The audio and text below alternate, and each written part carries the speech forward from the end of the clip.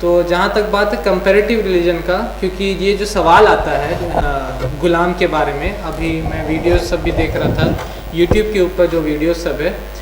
गुलाम के बारे में, तो कुछ आर्य समाजी है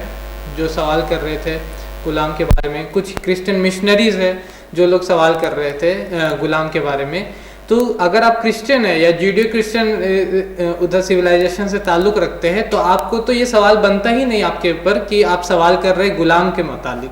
क्योंकि आपकी बुक में अगर आप बाइबल पढ़िएगा तो आपके बुक में साफ तौर पे गुलाम के बारे में लिखा हुआ, बुक ऑफ एक्सोडस में chapter number 21 verse number 2 to 11 में, book of Exodus chapter number 21 verse number 27 में, उसी तरह Deuteronomy chapter number 20 verse number 10 to 14 में साफ तौर पे लिखा हुआ है कि जब आप जंग करते हैं तो वहाँ पर आप जाकर के औरतों को गुलाम बना सकते हैं और भी लोगों को, बच्चों को गुलाम बना सकते हैं। रहा बात न्यू टेस्टमेंट का, क्योंकि बहुत सारे क्रिश्चियन न्यू टेस्टमेंट पे मानते हैं, तो न्यू टेस्टमेंट में भी अगर आप एफिशियंस पढ़िएगा chapter number 6 verse number 5 to 8, तो उसमें भी लिखा हुआ पॉल कह रहे हैं कि आपको गुलाम का इत्तिबा करना है अपने मालिक की, जिस तरह के आप खुदा की इत्तिबा करते हैं, जिस तरह के आप गॉड की फॉलो करते हैं, उसी तरह आपको मास्टर की बात पे भी उनकी बात पे लब्बैक कहना है। ये लिखा हुआ Ephesians chapter number 6 verse number 5 to 8 में। और रहा बात हिंदुइज्म के बारे में, क्योंकि आर्य समाजी जो हमारे भाई है जो ये सवाल कर रहे हैं, तो वो वेद पे मानते हैं।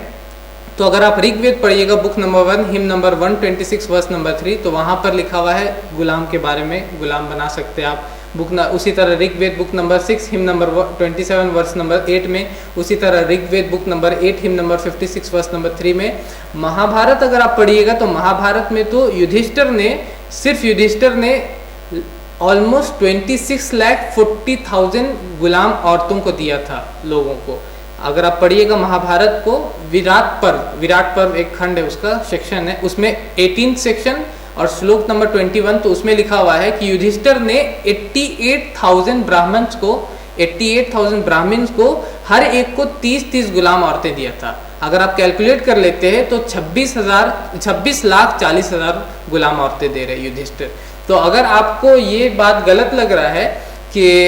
इस्लाम में गुलाम क्यों है और क्यों गुलाम औरतों को बनाया जा रहा है, तो पहले तो आपको खुद अपनी स्क्रिप्चर्स को, अपनी किताबों को ये पढ़ लेना चाहिए ये बोलने से पहले। उसी तरह आप मनुस्मृति में भी लिखा हुआ चैप्टर नंबर 8 वर्स नंबर 415-416 में 7 तरीके से गुलाम किस तरह आप बना सकते हैं, उसके ऊपर मनुस्मृति बात करता है। तो ये कंपैरेटिवली जो बात कर सकते, इस्लाम में जो गुलाम है, जो गुलाम का सिस्टम है वो बिल्कुल ही डिफरेंट है। तो इस्लाम जो है वो पहला रिलीजन नहीं है, Islam is not the first religion जो कि जिसने स्टार्ट किया स्लेवरी सिस्टम को, और ना ही इस्लाम से इसको ये करता है, प्रमोट करता है, बल्कि इस्लाम एक ऐसा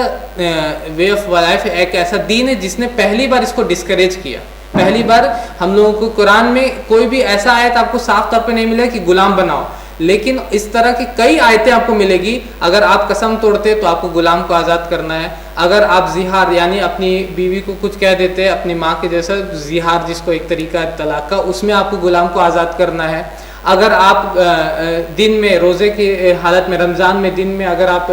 अपने बीवी से सेक्सुअल रिलेशनशिप कायम कर लेते हैं तो उसमें आपको गुलाम को आज़ाद करना है। बहुत सारा तरीका इस्लाम में बताया। हदीस की किताबों में बुक ऑफ मैनुमिशन ऑफ स्लेव्स है, मतलब गुलाम को आज़ाद करने के ऊपर पूरे के पूरे चैप्टर्स बने हुए हैं। तो इस्लाम पहला ऐसा दीन था जिसने डिस्करेज किया स्लेवरी को, और इस तरफ हमारा कदम बढ़ाया कि हम लोग स्लेवरी को पूरे के पूरे तरीके से हम लोग ख़त्म कर सके। हमारे चैनल IRPC इंडिया को सब्सक्राइब करें और बेल बटन पे क्लिक करें ताकि हमारा सारा वीडियो आप तक ज़रूर पहुँचे।